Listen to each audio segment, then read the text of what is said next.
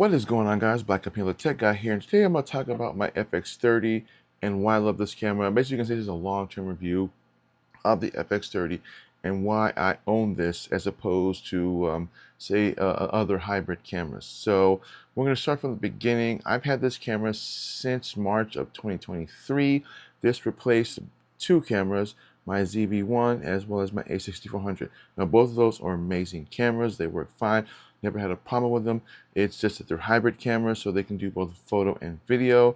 And I didn't really want to continue along those lines of having a camera that can do both photo and video. I really wanted a camera that was more video centric. Now, at the time when I had those two cameras, the only camera that you could get from Sony that was available in terms of just a pure video aspect of it was the FX3, which was their full frame camera. This is like a $3,000+ camera, and that was just, their base without a lens and all that. And that's kind of expensive for me in terms of what I wanted it to do, and I just really couldn't afford that. The only other alternative to that was buying the A7S III, which was just as equally as expensive as the FX30, or I'm sorry, the FX3. And then not to mention full frame lenses were more expensive than APS-C sensor lenses. So I just decided to hold on to the my A6400 and my ZV-1 until they decide to come out with, at least from the rumors from what I heard then, a smaller version of the FX3. And then when they did, hence the FX30, tried to get it obviously on launch day, couldn't, had to wait a couple of months, and then when they were available, I traded in my A6400 and my ZV-1 for this, and have had this ever since. And the fact that it's an APS-C censored camera, I can still continue to use the same lenses that I've had over the time with my A6400. And I've swapped through a few lenses here and there, but I've bought some newer lenses. So the one that I have on here currently is my first kind of zoom lens. This is the 18-50 from Sigma. This is primarily what I use for like my unboxing videos. So if I want to have it on a mount or something, I can simply just zoom down and do that. Then the next lens I bought was an ultra wide. This is the 11mm f1.8, which is an amazing ultra wide lens for this. Then I bought a cinema lens because obviously it's a cinema camera. I'm still learning how cinema lenses work in terms of how I want to use them in my channel. So this is an SLR Magic. This is, I believe, the 12mm f2.8. This is a manual focus lens. I don't really use it as often as my other three lenses, or my three lenses, but it's still something I'm still wanting to learn to use and learn how to incorporate in my channel. And then I have the lens that pretty much just sits on my camera 99% of the time. My first high quality lens, at least for me, which is the 15mm f1.4 G lens. And this is when I usually sit on my camera when I'm doing talking head videos like I'm doing with the Osmo Pocket 3. What I love about this camera is it has a whole host of customizations that you can do to this camera that I haven't even had a chance to even scratch the surface on a lot of it. Some of it's just basic stuff that I know, but there's still a lot more about this camera that I've never really tried.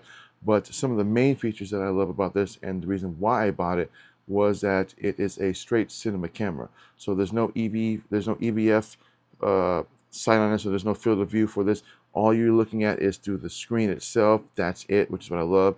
And what I love about this screen is that it's flip and it's full touch, which means it's also articulate. Now on the ZV-1, you don't get that. You get the articulating screen, but it's not touch, which I don't understand why they never really put on any other models. Even the Sony ZV-10, they never did it on that one. That's supposed to be like their higher end budget one. But on the FX30, you can. It also has a dual SD card slot, which is what I love because I can use both compact flash as well as regular SD cards. But I'm primarily using just compact flash because I love the read and write speeds of them. But these just work very well for what I want to do. And you can set it up to continuously record when it comes to if you're wanting to shoot longer videos. So you can have it record on one SD card. When that gets full, switch to the next. Or you can have it programmed to where you have just one SD card for photos and one for videos. I mean, there's just a whole host of options that you can do with this, and that's just pretty cool that you can do that with this camera. I love the grip also. It's almost similar to the A6400 grip, but the grip on this is a little bit more robust than it is on the A6400. Again, it still keeps in the true fact that it's an APS-C censored camera. So from every aspect of this camera, if you've ever seen the Sony FX3, it's basically the same thing, but in a APS-C censored camera, which just basically boils down to if you want a cinema camera that does better in low light, it would be the FX3. If you want a more affordable option that can do it but not spend a lot of money and do it, you look at the FX30. Otherwise, you put them side by side, you really can't tell the difference between them. It has quarter screws, which I have my small rig connected to. It has multiple plugins. The one thing I love about this over my A6400 and my Sony ZV-E10 is that it has a full HDMI port as opposed to a micro HDMI to HDMI, because those are just a lot harder to use, and typically people are always going to have HDMI cords around. So basically I can plug this into the back of my PC and use this as a webcam if I wanted to. It also has your still standard headphone jack for if you want to monitor audio, or 3.5 plug-in for plugging in wireless audio. You also have a USB-C and a micro HDMI or micro USB for using other external devices. Otherwise, I don't really know why you have a micro HDMI when USB-C is pretty much everywhere. It also has a nice little fan built into it. So say you're taking this out into a much more warmer climate and you can be out there for a while, it does have an internal fan that keeps the camera from overheating, which is awesome. Now, as I was before mentioning, there are tons of different types of customizations that you can use for this. It does come with a cold hot shoe, so that you can simply just plug in a Sony microphone or pretty much any microphone if you want to do that. You can simply just plug in also a camera monitor, but you can use certain Sony cameras or Sony camera lens, or not lenses. You can use certain Sony camera microphones that are powered by the camera. You can plug into this if you want to do that. It still has the same customizable buttons that you'd find on any other Sony camera. It does have this cool little joystick right here, which I haven't really customized to do much of anything yet. Typically, I just use it for customizing just the white balance and exposure. Simply tap on it, and I can just simply go and change it. Other than that, I haven't really changed it to do anything else. Other than that, I have different ways of customizing my buttons for shooting and hitting record. So it obviously has a record button there. It has one there, but I also program my shutter button to record as well, because when I want to shoot and I have my hand on a grip, you're 99% of the time always going to have your finger on the shutter button. Might as well just program it to do that, and so that's what I did. Other than that, it is an amazing camera. Now, the only thing that I was hoping that they would be able to do with this in the latest update was allow it to do subject tracking. So on my Pocket 3, it has what is known as subject tracking. So as you can see, as I move, the camera moves itself. Now you only get that option on an APS-C sensor camera with the A6700, and I think the Sony ZV-1 full frame, and I think the A1 has it, I believe. I know that there's only 3 cameras that have it right now.